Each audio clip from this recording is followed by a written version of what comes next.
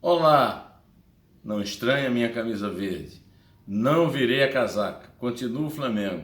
Mas isso aqui é uma homenagem a três queridos amigos, o Raíssen Abac, o César Saqueto e o Robson Morelli, três palmeirenses que eu admiro e que são campeões brasileiros. O Flamengo, se fizer muito, vai ficar ali entre os quatro. Para mim já está bom, porque o Flamengo não fez um time para ser campeão. Bom, eu queria começar hoje aqui conversando com você. Tanto você que reclamou, porque eu tinha aquele livro 2666 tomando a sua atenção aqui atrás de mim, quanto aquele que reclamou. Cadê o livro? O livro está aqui. Ele só não está mais aqui.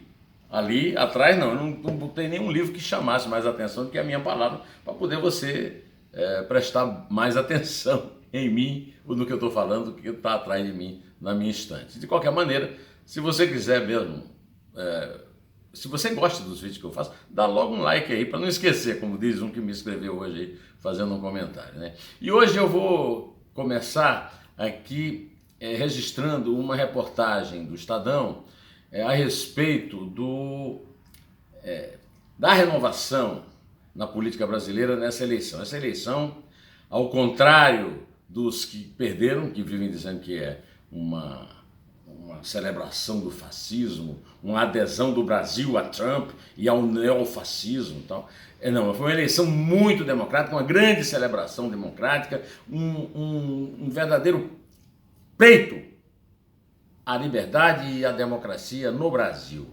E a prova disso está numa reportagem do Estadão, neste fim de semana, mostrando que os partidos PT, PSDB e MDB, que dominavam a política brasileira nos últimos 30 anos, investiram maciçamente na mesmice. Quase todos os candidatos que eles elegeram na eleição foram reeleitos ou são filhos de candidatos, ou filhos de parlamentares, ou governadores, outras coisas quaisquer, que estavam já lá, ou então quem já tinha ocupado cargos antes. Quer dizer, renovação quase zero. Por outro lado, os partidos que significam um novo e que foram aprovados não apenas com a eleição do capitão e deputado Jair Bolsonaro, que não foi eleito nem porque é capitão, nem porque é deputado, mas sim por representar essa mudança na política velha, esses partidos, quase todos, basta ver o caso do PSL. O PSL, o partido do Bolsonaro, tinha um deputado, agora tem 52, multiplicou por 52 a bancada na Câmara Federal. O PT, que tem a maior bancada e que representa a velha política mais do que ninguém, tem 56, quase todos reeleitos. No PSL, só um foi reeleito em 52. Pois é, todos bem barato. Noutra demonstração que precisa ser adotada no Brasil de que a eleição não precisa custar caro e até custa caro, porque dá propina para os velhos políticos dos velhos partidos que funcionam como se fossem não organizações partidárias, mas organizações criminosas, conforme demonstrou a grande roubalheira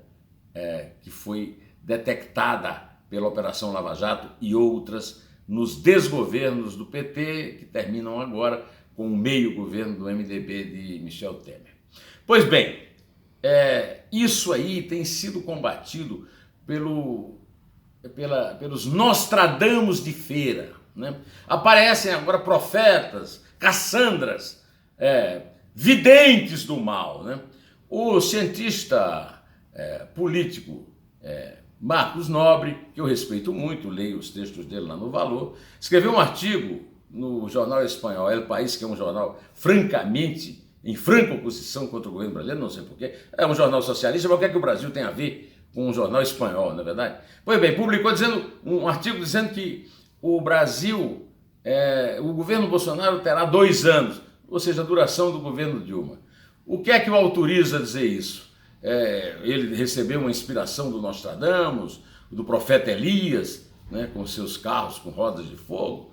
Olha, esse tipo de gente eu estou criando aqui uma sessão aqui no meu vídeo, é o Vade Retro Agourentos, todos de volta para o inferno. Nós estamos todos no mesmo barco.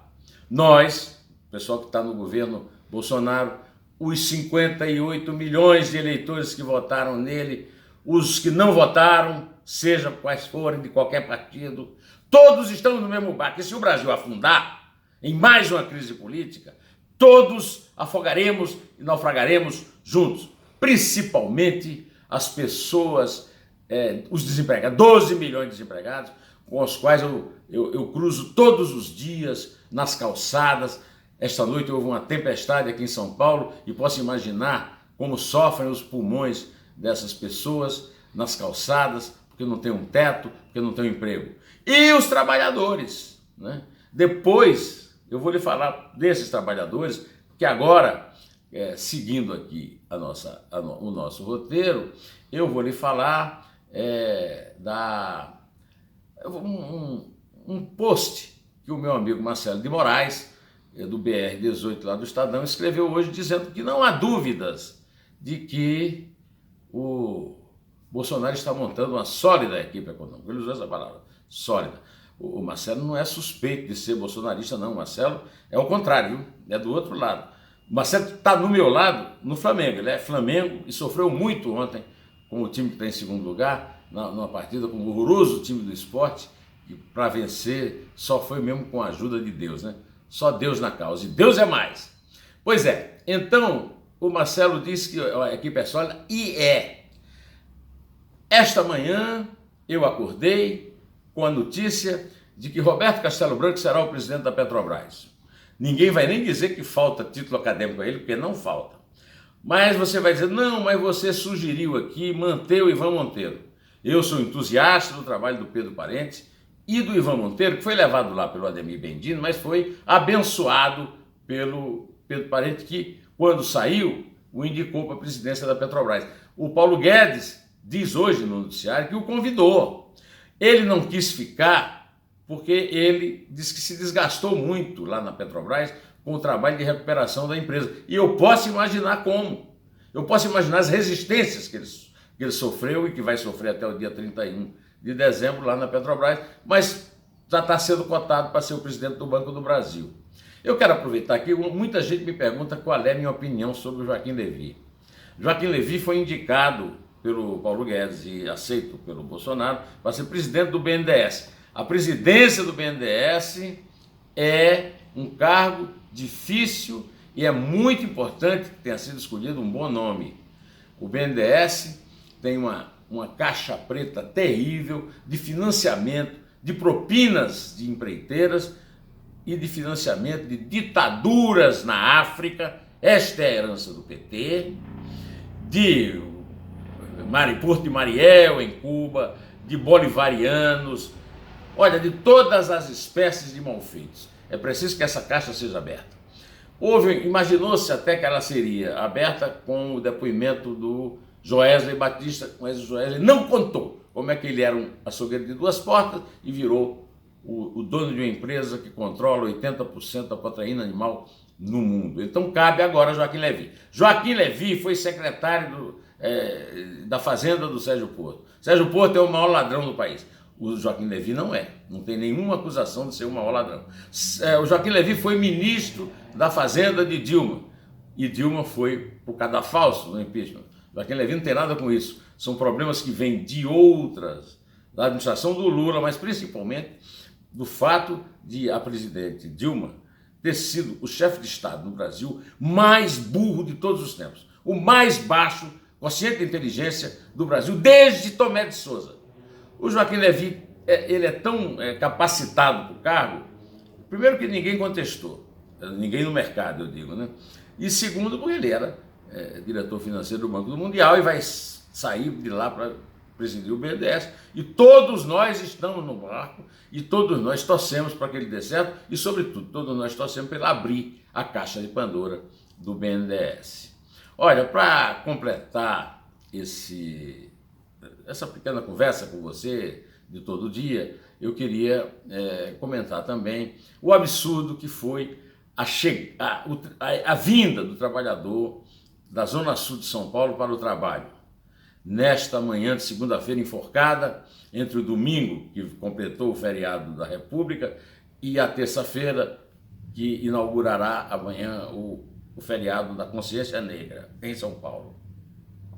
Os trabalhadores foram dificultados por uma imensa chuva, mas pior do que a chuva foi o deslocamento de 2 metros de um viaduto na marginal do Rio Pinheiros, na saída da marginal do Rio Pinheiros para a marginal do Tietê, na Ponte dos Remédios.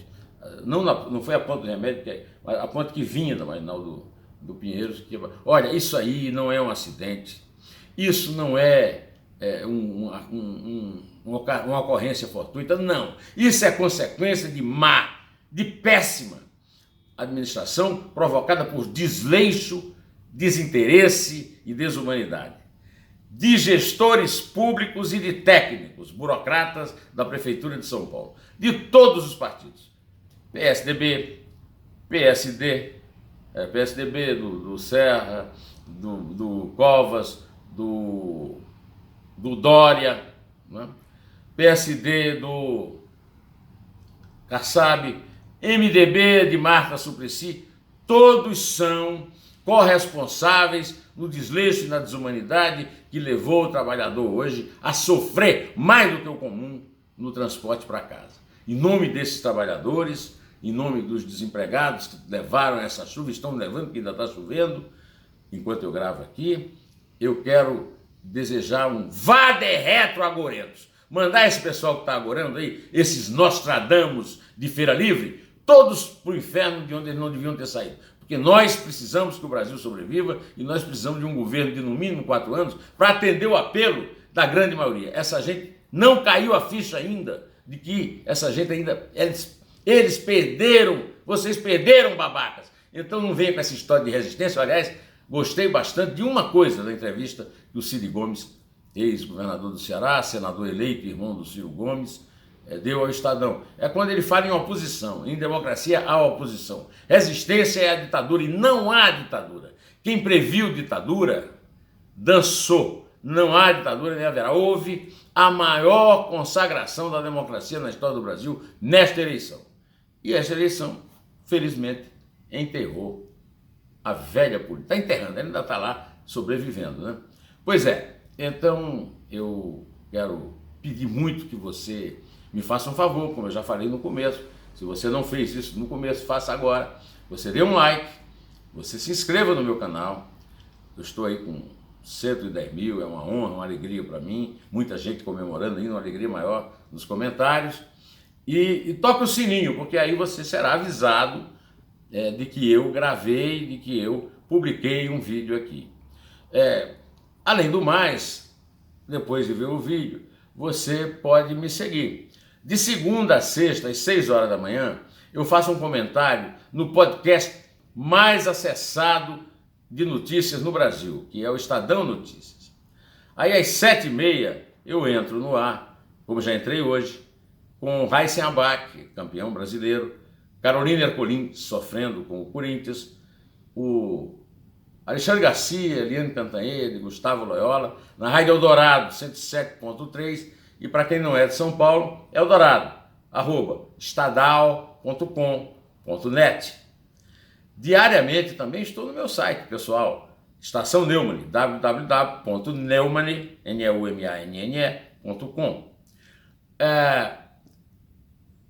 Esporadicamente, diariamente também estou no meu blog do Neumann, no portal do Estadão.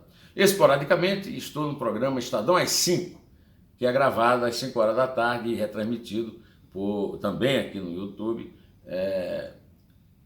da redação do Estadão, com as notícias do dia lidas pelo Manuel Bonfim e comentadas por mim.